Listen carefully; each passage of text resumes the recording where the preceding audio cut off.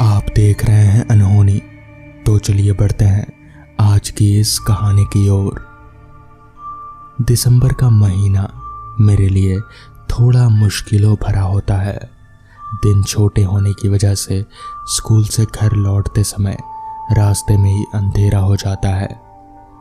उस दिन संयोग कुछ ऐसा हुआ कि मुझे स्कूल से घर के बजाय ससुराल जाने का कार्यक्रम बन गया। नेशनल हाईवे पकड़ते ही मेरी मोटरसाइकिल ने रफ्तार पकड़ ली।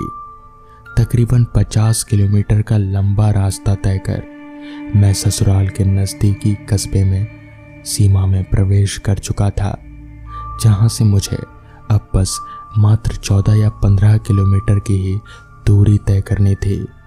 वातावरण में शाम का झटपट फैल चुका था। ऊपर से धुंध भी गिर रही थी, जिससे सड़क पर सन्नाटा पसर चुका था। बीच रास्ते के दौरान 4-5 बार फ़ोन करके साले साहब मेरी लोकेशन की जानकारी ले चुके थे। मैंने मोटरसाइकिल सड़क के किनारे मोड़ पर रोकी। दूर कस्बे में चलती हुई रोशनियां नजर आ रही थी। मैंने एक नज़र मेन सड़क से कटकर जाते हुए एक लिंक रोड पर डाली। वो नहर का रास्ता था जो आगे चलकर कस्बे से मेरी ससुराल जाने वाली मेन सड़क पर मिलता था। इस सड़क का सबसे ज़्यादा फ़ायदा ये होता कि एक तो कस्बे के ट्रैफिक से जाम से जान बच जाती, दूसरा 3-4 किलोमीटर की बचत हो जाती। दिन के समय मैं अक्सर इस रास्ते का ही प्रयोग करता था। पुरानिए कहते हैं कि रात के समय उसी रास्ते का प्रयोग करना चाहिए जिस पे लोगों की आवाजाही हो, भले ही दूरी थोड़ी बढ़ जाए। मैं भी उधेड़बुन में ही पड़ा हुआ था कि अचानक आसमान में बादलों की गर्जन शुरू हो गई। साथ ही चेहरे से कुछ बूंदें टकराई। बारिश आने में महज कुछ ही वक्त बाकी था। मैंने जी को कड़ा किया और लिंक रोड पकड़ लिया। महज 6 किलोमीटर की ही तो बात थी, फिर तो मेन सड़क पर मिल ही जाना था। मुश्किल से 5-7 मिनट गुजरे होंगे। बारिश की हल्की हल्की बूंदें पड़ने लगी। मैंने मोटरसाइकिल रोककर डिक्की से रेनकोट निकाला और पहनने लगा। ए बाबू, बड़े भाग्य से मिल गए तुम इस वीराने में। हम दोनों माँ बेटी को तनिक आगे तक छोड़ देते तो बड़ी कृपा होती। अचानक पीछे से आवाज आई। आवाज में मुझे चौंका दिया। खेत की पगडंडी से अंधेरे में आते 2 साए नजर आए। इस तन्हाई में आदम जात की मौजूदगी को मेरे मन में बल मिला। कहाँ जाना है काकी? और इस अंधियारी रात में आप दोनों यहाँ क्या कर रही हैं? मैंने बूढ़ी महिला से पूछा, जिसके हाथ में 2 बड़े बड़े थैले लटके हुए थे। उसके साथ एक जवान लड़की थी जो मुश्किल से उसकी बेटी रही होगी और मुश्किल से उसकी उम्र 16 या 17 साल की होगी। यहीं बगल में चर्च है, आपने देखा ही होगा। हम दोनों फादर से मिलने आए थे। मेरी बेटी बीमार चल रही है ना, उसी को दिखाना था। महिला ने भावहीन स्वर में कहा। पर एक मोटरसाइकिल पर आप दोनों को ले चलने में दिक्कत होगी और ऊपर से रात का वक्त है। कोई बात नहीं बेटा, आप बस मेरी बेटी को आगे वाली पुलिया पर छोड़ देना।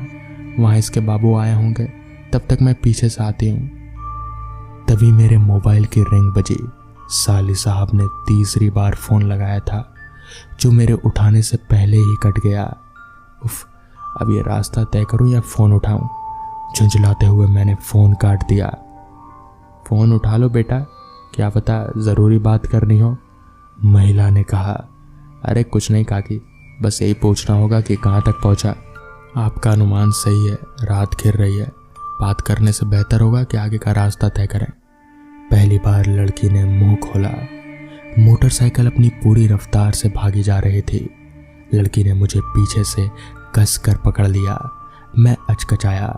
या तो वो निपट अनाड़ी थी या फिर उसे आजकल के ज़माने की कोई खबर नहीं थी।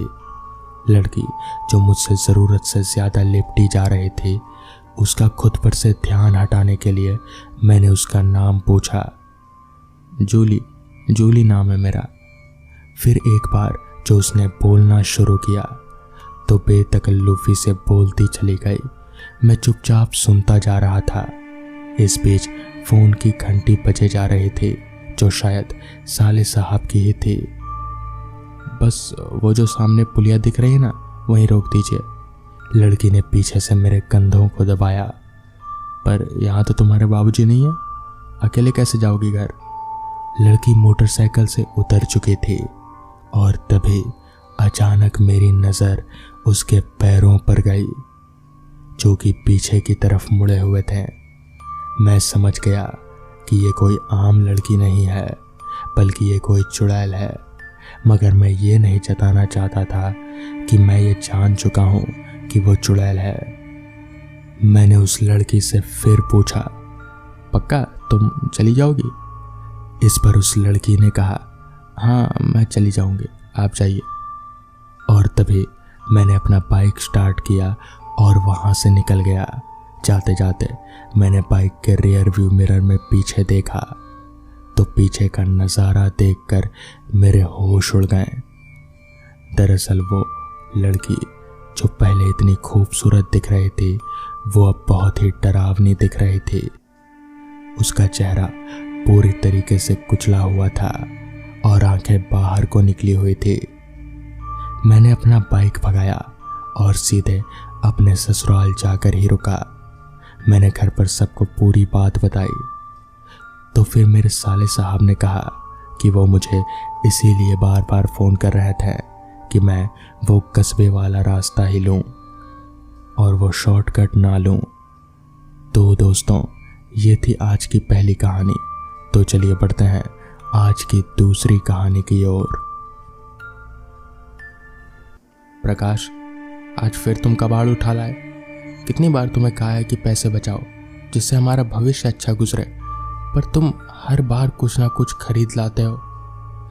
खींचती हुई पायल ने कहा तो प्रकाश उसे मनाने में लग गया। प्रकाश को पुरानी चीज़ों को जमा करने का शौक था। वो पहले भी कई पुरानी चीज़ें घर ला चुका था। पायल को ये पसंद नहीं था, पर प्रकाश की खुशी के कारण वो शांत हो जाती थी। पर आज तो प्रकाश ने हद ही कर दी। आज सुबह सुबह उसने काफ़ी पैसे देकर एक पुराना कैमरा खरीदा। पायल गुस्से में थी, पर प्रकाश के बार बार मनाने और प्रकाश के ये वादा करने पर कि वो इसे दुकानदार को वापस कर देगा, तब जाकर पायल शांत हुई। आज रविवार होने के कारण दिन भर प्रकाश कैमरे में ही लगा रहा। किसी छोटे बच्चे की तरह वो कैमरे को हमेशा अपने साथ ही रखता। पायल ने किसी तरह शाम को प्रकाश को लेकर कबाड़ वाले की दुकान पर गई। कबाड़ वाला ऊपर से तो मुस्कुरा रहा था, पर अंदर से उसकी डर से हालत खराब थी। उसने कैमरा वापस लेने से साफ इनकार कर दिया। पायल ने बहुत बहस किया, पर कबाड़ वाला अपनी जिद पर अड़ा रहा। हार कर पायल प्रकाश को डांटती हुई वापस घर की तरफ चल दी। कबाड़ वाला राहत की सांस ले रहा था। उसे वो दिन याद आने लगा जब एक इंसान उसके पास ये कैमरा रख कर गया था। कबाड़ वाले से उसने पैसे भी नहीं लिए थे, बस कैमरा दिया और जल्दबाजी में चलता गया। वो इंसान बहुत ज़्यादा परेशान था, पर कबाड़ वाला मुफ्त में मिले कैमरे की खुशी में सब नज़रअंदाज कर दिया। कैमरा लेकर कबाड़ वाला बहुत खुश होकर घर आ गया था, पर उस दिन के बाद से वो चैन से जी नहीं सका। रात में घर में किसी का चलना और कैमरे का अपनी जगह खुद से बदलना अब तो ये आम बात हो गई थी। उसका बच्चा तो कैमरे को हमेशा अपने साथ रखता था। कैमरे के लिए बच्चे का लगाव देखकर जब उसने एक दिन अपने बच्चे की तस्वीर कैमरे से ली, तब से उसका बच्चा गायब हो गया। तब से उसे किसी बुरी शक्ति का उसके घर में होने का एहसास हुआ। उसने कैमरे को अपने दुकान में बेचने के लिए रख दिया। प्रकाश उसका पुराना खरीदार था, तो उसने प्रकाश को कैमरा देकर उसकी कई खूबियां बताई और काफ़ी पैसे लेकर कैमरा बेच दिया। प्रकाश का व्यवहार दिन भर दिन बदलता जा रहा था। अब वो ज्यादा समय कैमरे के साथ बिताना पसंद करने लगा। पायल कितना भी रोकती पर प्रकाश बच्चों की तरह जिद करने लगता। पायल ने सोचा कि कुछ दिन रखने देती हूँ, जैसे ही कैमरे से लगाव खत्म होगा वो सही हो जाएगा। पर दिन के बाद महीने निकल गए, लेकिन प्रकाश का लगाव कैमरे के लिए बढ़ता गया। हार कर पायल ने एक रात प्रकाश के सोने के बाद कैमरे को लेकर कूड़े में फेंक दिया। प्रकाश ने सुबह उठकर बच्चों की तरह रोना शुरू कर दिया। पायल ने उसे लाख समझाया पर प्रकाश रोता रहा। पायल थक हार कर कैमरा लेने बाहर जाने लगी तो दरवाजे पर उसे कैमरा रखा मिला। प्रकाश ने पायल के उठाने से पहले ही झटक कर कैमरा उठाया। अब प्रकाश कैमरे को और संभाल कर अपने पास रखता। प्रकाश की हालत बदतर होती जा रही थी। पायल ने उसे कई डॉक्टरों को दिखाया पर डॉक्टरों को कुछ समझ नहीं आ रहा था कि आखिर प्रकाश को हुआ क्या है। अब घर में कुछ घटनाएं भी बढ़ गई थीं। रात में किसी के चलने की आवाज़ पायल को आती पर कोई दिखता नहीं। एक रात पायल सो रही थी, तभी प्रकाश के करवट लेने से उसकी नींद खुली तो सामने एक औरत जिसका चेहरा जला हुआ था और आंखों की पुतलियां सफेद थी, पायल को गुस्से से घूर रही थी। पायल चिल्लाना तो चाहती थी पर उसकी आवाज नहीं निकल रही थी। कुछ देर में वो औरत प्रकाश के पास रखे कैमरे को छू कर चली गई। पायल की तो नींद खराब हो गई। अब पायल को उस घर में डर लगने लगा था। प्रकाश की हालत और खराब होने लगी थी। अब प्रकाश कैमरे को देखकर उससे बातें करने लगा। जब भी पायल कुछ बोलती तो वो गुस्से से चिल्ला उठता। एक दिन प्रकाश बड़े प्यार से पायल को अपनी एक तस्वीर कैमरे में लेने के लिए बोला। प्रकाश, जो इतने दिनों तक पायल से एक शब्द भी प्यार से नहीं बोला था, वो अचानक ऐसे बोला तो पायल ने बड़े प्यार से उसकी तस्वीर ली। रात में प्रकाश पायल के पास ही सो रहा था। अचानक रात में पायल को महसूस हुआ कि प्रकाश बिस्तर पर नहीं है। घर में ढूंढने पर भी प्रकाश नहीं मिला। तब तक सुबह हो चुकी थी तो पायल ने आस पड़ोस में भी पूछा पर प्रकाश का कुछ पता नहीं चला। पुलिस भी कुछ पता नहीं कर पाई। पायल दुखी से रो रही थी। तभी उसकी नज़र कैमरे पर गई। पायल कैमरा लेकर कबाड़ वाले के पास गई। सख्ती से पूछने पर उसने सब कुछ पायल को बता दिया, पर पायल ये सब बात किसी को बता नहीं सकती थी क्योंकि कोई विश्वास नहीं करता। कबाड़ वाले ने भी कैमरा लेने से साफ इनकार कर दिया। तब पायल ने कैमरा लेकर एक बड़े से कूड़े के ढेर में फेंक दिया। कुछ दिनों बाद अरमान को रास्ते में जाते वक्त सड़क पर एक बहुत सुंदर और पुराना कैमरा रखा मिला। पूछने पर किसी ने भी उसे अपना नहीं बताया तो अरमान कैमरा घर लेकर आ गया। तो दोस्तों, ये थी आज की पहली कहानी। तो चलिए बढ़ते हैं आज की दूसरी कहानी की ओर। घटना आज से काफी साल पुरानी है। उस समय ना तो किसी के पास फोन हुआ करता था और ना ही लोग ज्यादा देर तक बाहर घूमा करते थे। इस घटना ने मेरे दिलो दिमाग पर एक ऐसी छाप छोड़ दी जिसे आज तक मैं निकाल नहीं सका और न ही अपने जीते जी कभी निकाल पाऊंगा। दरअसल हुआ कुछ यूं था कि मैं अपने गांव अपने परिवार वालों के पास लगभग 3 सालों के बाद जा रहा था। तो इस बात से मैं इतना ज्यादा खुश था कि खुशी के मारे मुझसे कोई भी काम ठीक से हो नहीं पा रहा था। मेरे गांव के घर में मेरे मम्मी पापा, चाचा और दादा दादी रहते थे, जिनसे मिलने की खुशी मेरे लिए काफी ज्यादा थी। असल में मैं अपने गांव से काफी दूर शहर में हॉस्टल में रहकर पढ़ाई करता हूँ। खैर, गांव जाने की बस शाम के 4 बजे की है, जो मुझे रात के 10 बजे तक अपने गांव पहुंचा देगी। जिसके बाद मैं फटाफट से गांव जाने की तैयारी में लग गया। हालांकि अभी वक्त दोपहर के 12 बजे का हो रहा था, तो मेरे पास तैयारी करने के लिए अभी काफी वक्त था। सारी तैयारी कर लेने के बाद ठीक शाम के 3:30 बजे मैं हॉस्टल से निकलकर नजदीकी बस स्टॉप पर पहुंचा, जहां मेरे गांव जाने की बस पहले से ही लगी हुई थी। तो मैं बस में चढ़कर एक सीट पकड़कर बैठ गया। मैंने 2 दिन पहले ही चिट्ठी के माध्यम से घर पर बता दिया था कि आज मैं आने वाला हूं। खैर, बस में बैठने के आधा घंटा बाद यानी कि ठीक 4 बजे बस भी खुल गई, जिसके साथ साथ मैं और बस हम दोनों गांव की तरफ आगे बढ़ने लगे। मौसम ठंड का होने के कारण बस में मुसाफिरों की संख्या काफी कम थी। बस में सभी लोग अपनी अपनी खिड़कियां बंद करके बैठे हुए थे, ताकि बाहर चल रही ठंडी ठंडी हवाएं बस के अंदर ना आ सके। कुछ देर बस चलने के बाद ठंड का असर साफ साफ रास्ते पर दिखने लगा, क्योंकि अब रास्ता काफी सुनसान हो गया था। शाम के 7 बजे ही रात के 10 बजे की तरह मालूम पड़ने लगा था। खैर, अभी भी मुझे काफी लंबा सफर तय करना था, तो मैं चुपचाप बस में बैठा रहा। बस आगे बढ़ती चली गई और एक पर एक मुसाफिर अपनी मंजिल पर उतरने लगे। अब बस मेरे गांव के बस स्टॉप से 10 किलोमीटर ही दूर रह गई थी और बस में इक्का दुक्का मुसाफिर ही बचे थे कि तभी काफी रफ्तार से चल रही मेरी बस अचानक से बंद पड़ गई।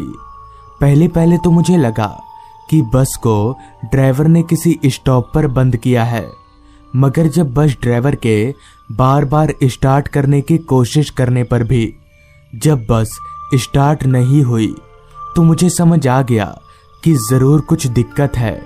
जिस पर मैंने चिल्लाकर कंडक्टर से कहा, क्या हुआ कंडक्टर साहब, बस स्टार्ट नहीं हो रही क्या?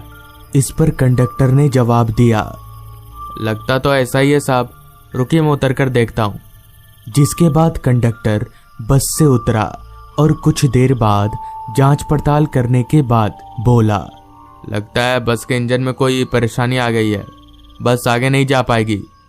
कंडक्टर के मुंह से ये सुनकर मैं एकदम से चिंता में पड़ गया कि अब मैं घर जाऊंगा तो जाऊंगा कैसे। अभी भी मेरा गांव यहाँ से 10 किलोमीटर दूर है। देखते ही देखते बस में बचे इक्का दुक्का मुसाफिर बस से उतरने लगे, जिसके साथ साथ मैं भी बस से उतरा। बस से उतरते ही जब मैंने अपनी निगाहें घड़ी की ओर घुमाई तो वक्त हो रहा था रात के 9:45 बजे का। मुझे ठीक से रास्ता भी पता नहीं था कि मैं पैदल चला जाऊं, मगर मुझे इतना जरूर पता था कि मुझे आगे जाना है। तो मैं चलकर रास्ते पर आगे बढ़ने लगा। रात काफी हो गई थी, जिस कारण पूरा रास्ता सुनसान हो गया था। दूर दूर तक उस रास्ते पर मुझे मेरे अलावा और कोई इंसान तो दूर, जानवर तलक भी दिखाई नहीं पड़ रहा था। रास्ता इतना वीरान था कि रास्ते के किनारे झाड़ियों से आ रही रात कीड़ों की आवाजें उस माहौल को और भी ज्यादा सुनसान बना रही थी। अंधेरे ने तो इस कदर उस रास्ते को घेर कर रखा था कि मानो ये रास्ता इस दुनिया में ही ना हो। अंधेरे के कारण आगे का रास्ता भी मुझे साफ साफ दिखाई नहीं पड़ रहा था। खैर, अभी मैं किसी तरह से आगे बढ़ ही रहा था कि तभी अचानक किसी ने पीछे से मेरे कंधे पर हाथ रखा। तो अपने कंधे पर किसी के हाथ को महसूस करके मैं एकदम से चौंक गया कि भला इतनी रात गए इस वीरान रास्ते पर कौन होगा। मैं झट से पीछे मुड़ा तो मैंने देखा कि मेरे पीछे एक आदमी खड़ा है। इस पर मैंने उस आदमी से कहा, क्या बात है भाई साहब? मेरे पूछते ही उस आदमी ने जवाब दिया, आप नीलपुर गांव जा रहे हैं ना, मैं भी उधर ही जा रहा हूँ। उस आदमी के मुंह से ये सुनकर मेरी चिंता कम हो गई। इस पर मैं उस आदमी से बोला, हाँ मैं नीलपुर गांव ही जा रहा हूँ। जिसके बाद हम दोनों आपस में बात करते हुए आगे बढ़ने लगे। आगे बढ़ते वक्त मैंने उस आदमी से पूछा, आप नीलपुर गांव में कहाँ रहते हैं? तो इस पर उस आदमी ने जवाब दिया, मैं नीलपुर गांव में नहीं बल्कि नीलपुर गांव के काफी पहले एक शमशान में रहता हूँ। उस आदमी की ये बात मुझे काफी अजीब लगी कि भला कोई इंसान शमशान में कैसे रह सकता है। खैर, मैं उस बात पर उतना ध्यान ना देकर आगे बढ़ने लगा। आगे बढ़ते समय मैंने एक बात पर गौर किया कि वो आदमी कुछ अजीब ढंग से चल रहा था। वो आदमी काफी धीरे चलकर भी मुझसे बार बार आगे निकल जा रहा था। अभी हमने लगभग आधा सफर तय किया ही था कि वो आदमी रुक गया। तो उसे इस तरह अचानक रुकता हुआ देख मैंने उससे रुकने का कारण पूछा। तो उस आदमी ने कहा, मेरा शमशान आ गया भाई साहब, अब आगे का सफर आप अकेले ही तय करना। उस आदमी के इतना बोलते ही मैंने जब रास्ते के किनारे देखा तो हाँ, सच में रास्ते के किनारे एक शमशान था। जिसके बाद वो आदमी चलकर उस शमशान के अंदर जाने लगा। मुझे भी अब अकेले घर जाना था, तो मैं समय जाया ना करके अकेले ही घर की तरफ आगे बढ़ने लगा। अभी मैं 2 कदम बढ़ा ही था कि तभी पता नहीं मुझे क्या हुआ, जो मेरा मन एक बार पीछे मुड़कर उस आदमी को देखना चाहा। तो मैं जैसे ही पीछे मुड़ा तो पीछे का नजारा देखकर मेरे होश उड़ गए, क्योंकि अब मेरे पीछे कोई नहीं था। तो आखिर वो आदमी इतनी जल्दी गया तो गया कहाँ? अब मुझे लगने लगा था कि जरूर दाल में कुछ काला है। जिसके बाद मैंने अपने चलने की रफ्तार काफी बढ़ा दी। ऐसे ही कुछ आगे जाने के बाद मुझे रास्ते पर एक आदमी खड़ा दिखा। तो मैं चलकर जब उस आदमी के थोड़ा करीब गया तो मैंने देखा कि वो आदमी कोई और नहीं बल्कि मेरे चाचा थे। इतनी रात गए इस सुनसान रास्ते पर चाचा को देखकर मैं चौंक गया और चाचा से कहा, अरे चाचा, आप इतनी रात गए यहाँ पर क्या कर रहे हैं? इस पर चाचा ने कहा, मैं तुझे ही लेने आ रहा था। जिसके बाद मैंने अपनी पूरी आप बीती चाचा को बताई। तो चाचा ने कहा, वो आदमी भूत है। आज से कुछ दिनों पहले उस आदमी का इसी रास्ते पर एक्सीडेंट हो गया था। तब से हर रात उस आदमी की आत्मा भटकती रहती है। चाचा की ये बात सुनकर मेरा शरीर डर के मारे जोर जोर से कांपने लगा। मगर एक बात और मेरे जहन में खटकी कि चाचा को आखिर पता कैसे चला कि मैं पैदल आ रहा हूँ। इस पर मैंने अपने मन ही मन में कहा, अच्छा, घर जाकर चाचा से पूछ लूंगा आराम से।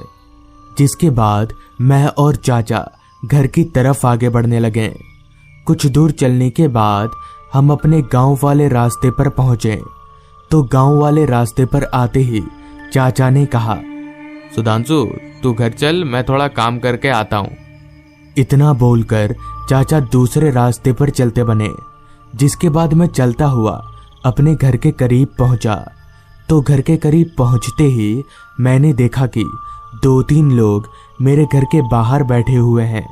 मगर इतनी रात गए इतने लोग मेरे घर के बाहर क्या कर रहे हैं, ये सोचकर मैं हैरान हुआ और भागता हुआ घर के अंदर गया।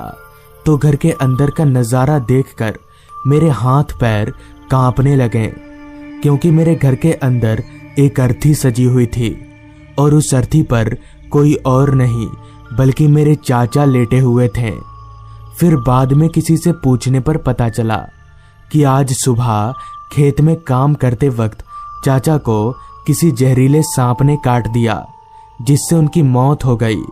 और अभी थोड़ी देर पहले जो मुझे चाचा मिले थे वो असली चाचा नहीं बल्कि उनकी आत्मा थी, जो सिर्फ मुझसे मिलने के लिए आई थी। तो दोस्तों, ये थी आज की कहानी। अगर आपको ये कहानी पसंद आई हो तो चैनल को ज़रूर सब्सक्राइब कर लें।